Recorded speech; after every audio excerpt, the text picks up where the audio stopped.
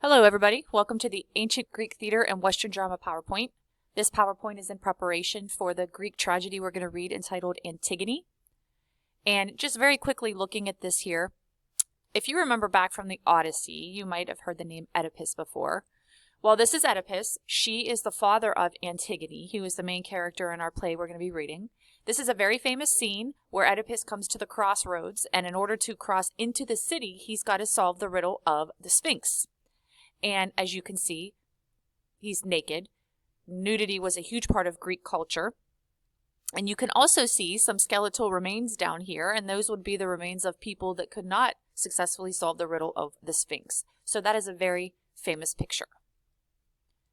Okay, moving on. Roman numeral 1, Ancient Greek Theater. You have to remember, this is the only thing that people really had to do back in the 500 BC, 534 BC to be exact. You went to your local Greek theater and you watched the production. People were very passionate about their acting. They wouldn't, of course, they're acting, they're not going to kill anybody, but they were very passionate. If there was a fight scene, they would draw blood. They would try to involve audience members as much as they could. But what they would actually focus on in their acting would be violence, social issues, war, betrayal, and lust. Nudity, sex, lust, things like that was viewed very differently than how we view it today. It was a very common practice. It was something that was discussed openly. Okay, Roman numeral 2. The first definite record of drama, in Greece, 534 BC. So we're talking no electricity. Their theaters are built on hillsides made out of stone.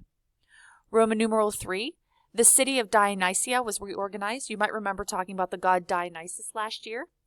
So there is a whole city named after him and in honor of him. So it was reorganized. And when it was reorganized, letter A, they would hold a contest for the best tragedy. So this is where the whole concept and idea of people being on stage performing for an audience was created. So if you're an actor, if you've been in plays, musicals, you saw a show on Broadway, this all began, that whole concept began because of Dionysus. So when that city was reorganized, so they started having the acting. So the winner of this first contest was a person by the name of Thespis. So now he is known as the father of drama for being the first contest winner. Much like today, we give awards to actors for best dramas, best movies, best supporting actress, best actor, whatever. And so, as a result of that, actors today are known as thespians in honor of the first Greek actor Thespis. So even here at the high school, we have the Thespian Society, just like we have the National Honor Society, things like that. Roman numeral 4, here he is, Dionysus. So in the city of Dionysia, they would have this festival every year, honoring him. He was the god of wine and fertility. Plays were performed for him. So the idea of getting up on stage, performing for an audience, initially started for performance for him. People wanted to impress him. They believed if they could, they'd be blessed with fertility and all kinds of things. And see, he was responsible for creating the concept, as I said, of performing on stage. Roman numeral 5, types of ancient Greek plays. Of course, we have comedies and tragedies. This is a very famous theater that still exists today in Athens, Greece. You can see a little tourist down there. So tragedy is derived from the word tragos, meaning goat, which is kind of odd. But, letter B, a tragedy had actors that wore goat skins, and then those best performers were given a kid goat as a prize. So a baby goat is called a kid, and those performers that would perform for Dionysus, they were performing for a baby goat. And this was, what they had. You would exchange things like this, your livestock, and that was a big deal.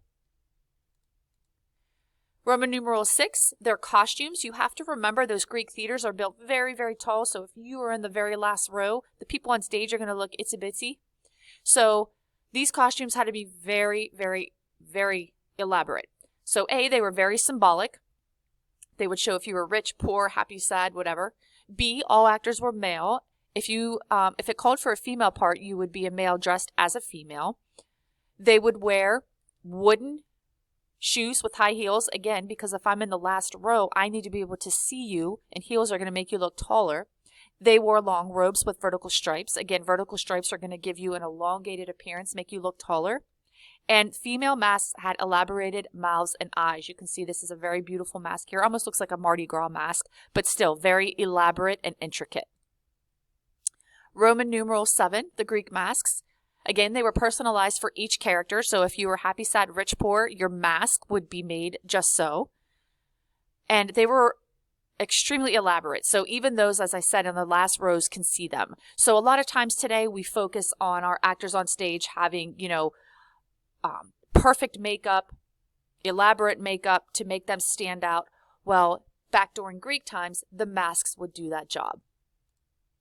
The chorus. So we are in a time with no electricity. Their theaters are outside. We don't have curtains that are opening and closing, letting the audience know that it's the end of an act or end of a scene.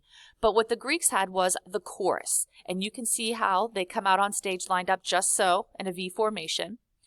So they were crucial to the Greek stage and the production.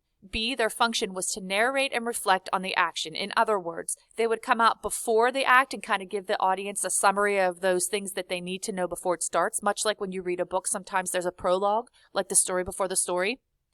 And then after the act, that's how we knew that the act was over, the scene was over. The chorus would come back out and they would kind of summarize and recap, and they would even interject their opinions. Letter C, without them, the audience would be confused and would have limited background information. And D, the playwright Sophocles, who is, again, an author of a play, is called a playwright. He is the playwright of our upcoming drama, Antigone. He added 3 more to the chorus to make it 15 total chorus members. And think back to that little V formation, the choragus. He was the point guy, kind of the leader or like the captain of the chorus. So while the chorus, they were not actors. While the actors performed, the chorus would be off stage. So even though they're not actors, they would still interject while the actors were acting and give their opinions, even though this is all just acting. But that is how hardcore they were. This is what they lived and died for. The Greek theater structure, you can see this theater that still exists today. Think how high that is. Many, many people died when they were building these. You can see stone, very small railings, very easy to lose your footing and fall. You can see the stage down here. So you can understand why the actors had to look as big and elaborate as they could so the people way up here can see them. So some theaters held up to 20,000 spectators. They were amphitheaters. They were built on hillsides, which was clever because then you have the echo. Again, remember, we don't have microphones and electricity. C, they were originally wooden structures, later made into stone. Obviously, stone's going to last longer. And the different parts. Roman numeral 11. The orchestra, as you can see, right in the middle. It's not like we think of today like an orchestra pit, where the musicians would be. So the orchestra is the circular acting space. The Tymele, this is an altar stone at the center of the orchestra. Remember, this all started, the whole idea started with acting because of Dionysus. So there's a little altar stone. You can kind of draw that in on your note sheet right here. I don't have it in there, but so just a little square altar stone, again, honoring Dionysus, right in the middle of the orchestra here. 3, theatron, looks like theater. This is where our spectators would sit. Number 4, the skene. As you can see, this is like backstage where the actors would hang out, change costumes, change masks, etc. And then the parados. You can see there's one on each side. We get the word parade from parados, which makes sense because this is where they parade in to the stage and off stage. So entry, exit ramps for the chorus. Remember, they're always hanging out on the sides, ready to come on stage to recap or give some info to the audience. This is just a quick picture. You don't need to write anything. You can see very, very old. So this would be our orchestra, our theatron, our theater where spectators would sit, our skene, but here backstage. Preceding, of course, if you were somebody special or important, you'd get a little bit more comfier chair, front row seats. And Sophocles, again, our playwright or author of Antigone. He was considered the greatest Greek dramatist. He wrote tragedies. He created the idea of multiple actors on stage, which is a big deal because think about it. Initially, people that would perform for Dionysus, like Thespis, who won the award for the best performance, the father of drama.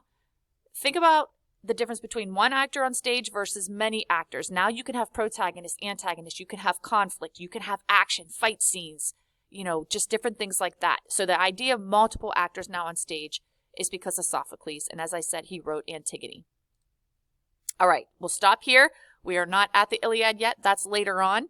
And as you can see on your sheet, I'm asking you to, hold on, go ahead and scroll all the way to slide 26. You can see there are some additional terms I'm asking you to write the definitions down for, a lot of which you might have talked about with the Odyssey. But just go ahead and jot down those definitions to serve as a nice review.